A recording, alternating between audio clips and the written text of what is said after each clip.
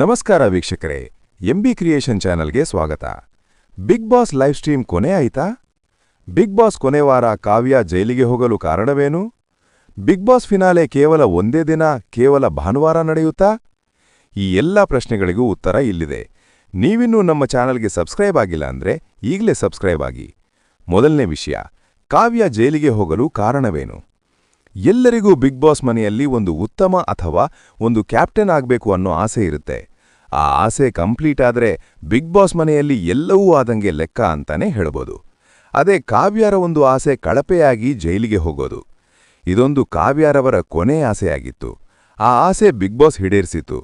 ಇದರಿಂದ ಕಾವ್ಯರವರು big boss ಮನೆಯ ಈ ಸೀಸನ್ನ ಲಾಸ್ಟ್ ಕಳಪೆ ಹಾಗೂ ಈ ವಾರದ ಕೊನೆ ಕಳಪೆ ಆದರು.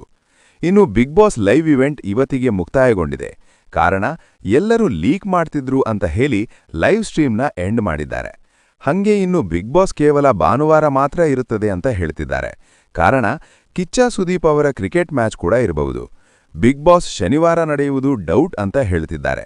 ಆದ್ರೆ ನನಗೆ ಈಗ ಸುದ್ದಿ ಬಂದಿದೆ, ಬಿಗ್ ಬಾಸ್ನ 2 ದಿನ ಅಂದ್ರೆ ಶನಿವಾರ ಭಾನುವಾರ ನಡೆಸ್ತಾರೆ. ಇದರಲ್ಲಿ ಯಾವುದೇ ಥರ ಡೌಟ್ ಬೇಡ. ನಿಮ್ಮ ಫೇವರಿಟ್ ಕಂಟೆಸ್ಟೆಂಟ್ ಯಾರೆಂದು ಕಮೆಂಟ್ ಮಾಡಿ. ಈ ವಿಡಿಯೋ ಲೈಕ್ ಆದ್ರೆ ಒಂದು ಕಮೆಂಟ್ ಕೊಡಿ.